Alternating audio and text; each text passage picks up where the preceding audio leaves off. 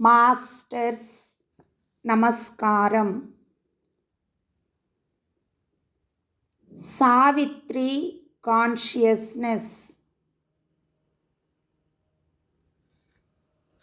Ring in పూర్ణ ప్రాణ supply adjustment.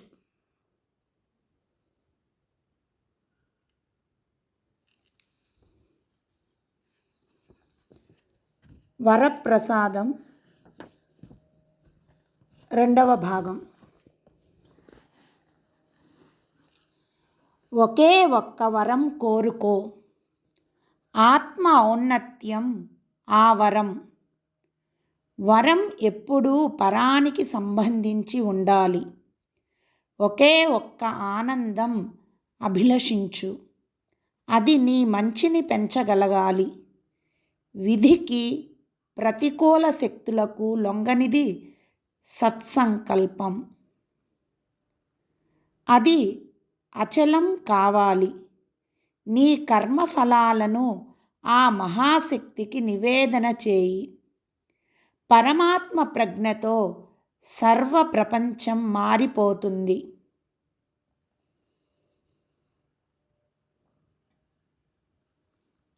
గంభీరంగా వినిపించిన ఆ దివ్యవాణి నెమ్మదిగా శూన్యంలో లయించిపోయింది. గగనం శూన్యమై ప్రశాంతమైంది. శబ్ద ప్రపంచాన్ని పూర్ణ నిశ్శబ్దం ఆవరించింది. ఎటు చూచినా మోకపోయిన ప్రశాంతి. అశ్వపతి హృదయం దివ్యవాణికి సమాధానం చెప్పు పూనుకున్నది.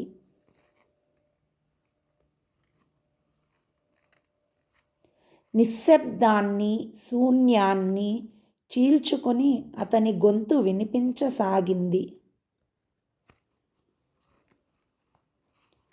జగన్మయి, నీ సృష్టి మాయతెర చాటున నీ సుందర సురుచిర దివ్య రూపాన్ని దర్శించిన నేను ప్రాపంచిక విషయాలలో తలదూర్చి నిరర్ధకంగా కాలం గడుపుతూ ఎలా జీవించను దేవి? నీ అనుంగు బిడ్డలనే నీవు కఠినంగా శిక్షిస్తావా? అమ్మా, మృత్యురహితమైన మహాశక్తికి వారసులం మేము. దైవతాలను సైతం ఆవాహన చేసుకోగలం మేము. ఈ అంధ ప్రపంచంలో ఎంతకాలం మా ఆత్మలు తపించాలి? ఎంతకాలం మేము ఈ మృత్యు భారాన్ని వహించాలి?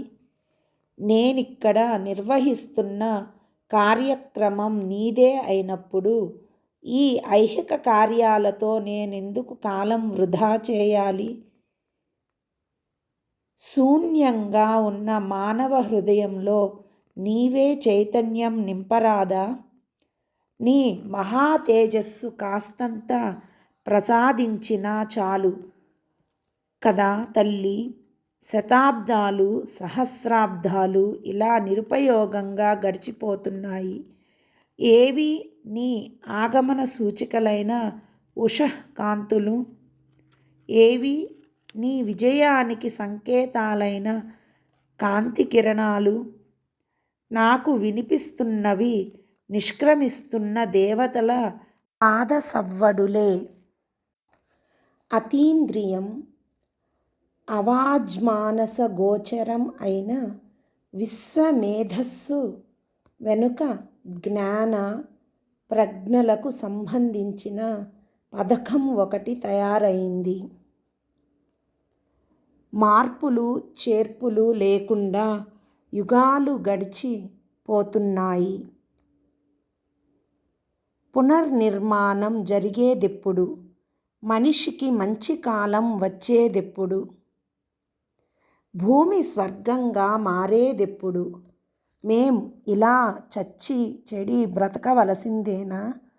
మధ్యన ప్రతి జన్మకు ఒక ఆరంభం, ఒక అంతం తప్పదా?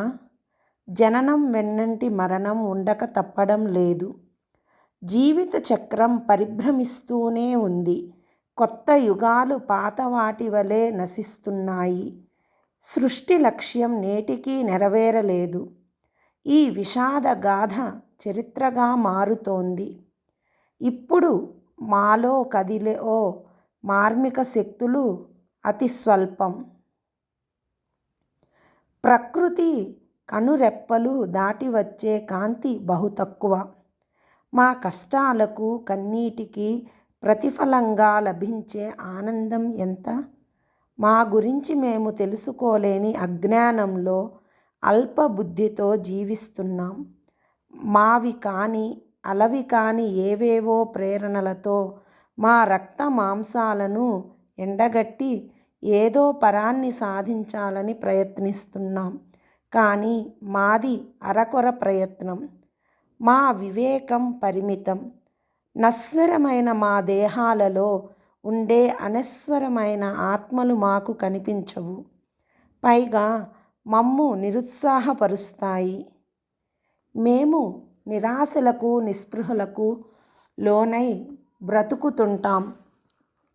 ఎవరో ఒక మహాత్ముడు ఎప్పుడో అవతరించి మమ్మల్ని ఉద్ధరిస్తాడని ఎదురుచూస్తాం. ధర్మానికి గ్లాని జరిగితే అవతరించే దేవుడు మనుషులకు ఏం చేస్తున్నాడు? కష్టకాలంలో మా మధ్యన అవతరిస్తాడని ఆశిస్తాం. ఏది ఆ ప్రవక్త, ఆ ప్రేమమూర్తి? నీ సృష్టి విఫలం కాదని మాకు తెలుసు. భౌతికపరమైన మసక వెలుగులో నీ కరచరణాలు మాకు కనిపించవు. అవసరం, అవకాశం అనే పరదాల చాటున అవి దాగి ఉంటాయి. నీ యాత్ర నెమ్మదిగా సాగుతుంది. మా బ్రతుకులు ఉరుకులు పరుగులు. మాకున్న జీవన వ్యవధి తక్కువ. నీ సంకల్పం మేరకు మమ్మల్ని పరుగులెత్తించు చాలు. జీవితం ఆరోహణలో ఉంటే చాలు. పరిణామ గమ్యాన్ని మేం మార్చలేం. మా బ్రతుకులకు ఆరంభంలోనే అంత్యక్రియలు జరిగాయి.